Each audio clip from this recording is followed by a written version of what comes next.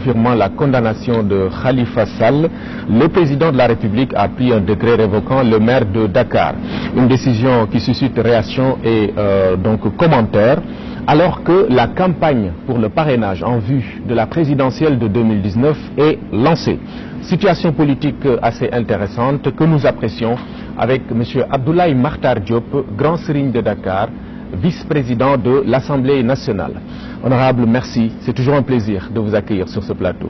Merci Omar pour votre invitation qui me permettra de partager avec vous et certainement avec les Sénégalais l'appréciation que nous faisons de la situation politique nationale et éventuellement régionale. Merci. En première ligne, donc, comment appréciez-vous le décret portant révocation du maire de Dakar, Khalifa Sall? Alors, du point de vue du droit, la révocation d'un maire est un acte administratif qui n'est pas lié à un jugement.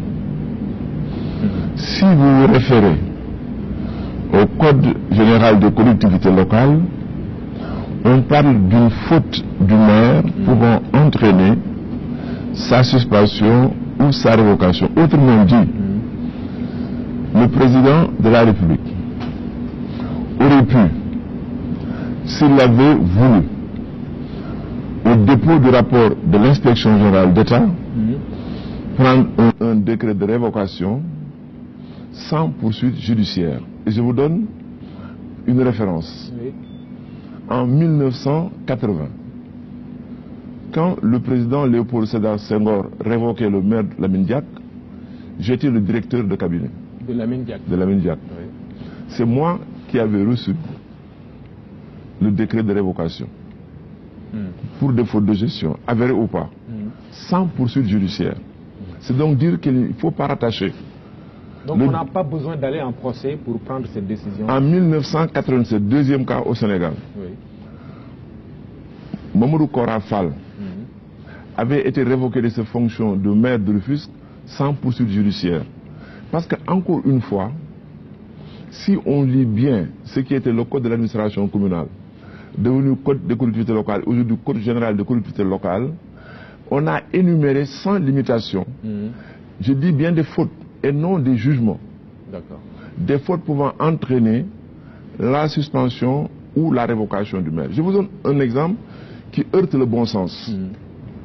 Simplement parce que le président de la République, j'en suis persuadé, ne voulait pas donner l'impression de gêner le fonctionnement de la ville de Dakar. Oui.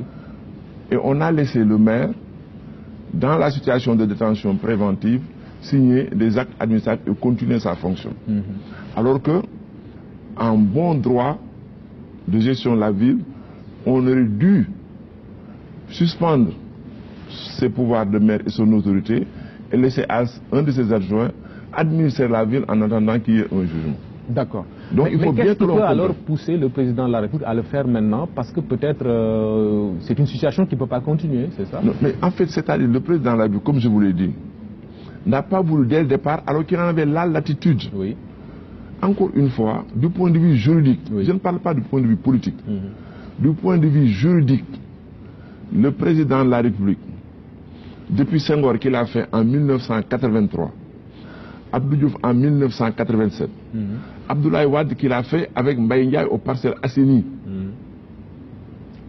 La loi permet, le cas échéant, au chef de l'exécutif de suspendre ou de révoquer un maire. Sans... Le président, oui, sans jugement. Sans jugement. Sans poursuite judiciaire. D'accord.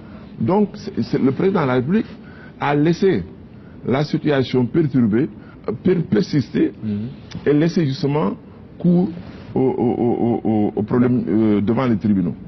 Après ça, il a pris la décision. Maintenant, ceux qui veulent tirer argument du fait qu'il y a en perspective un recours en cassation, Oui.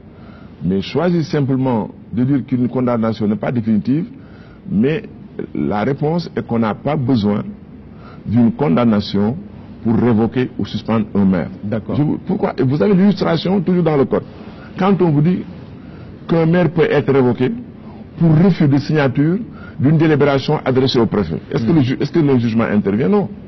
Quand on vous dit qu'un maire peut être révoqué pour des litiges liés au lotissement de terrain ou de problèmes fonciers, le jugement n'intervient pas. Absolument. Donc voilà, il faut vraiment poser au plan juridique le problème. D'accord. Maintenant, au plan politique, vous ne pourrez jamais... Oui, maintenant, ce qui est avancé ici comme argument, ce sont les articles 135 et 40 combinés du Code général des collectivités territoriales, sur la base desquels articles le président de la République a pris ce décret-là.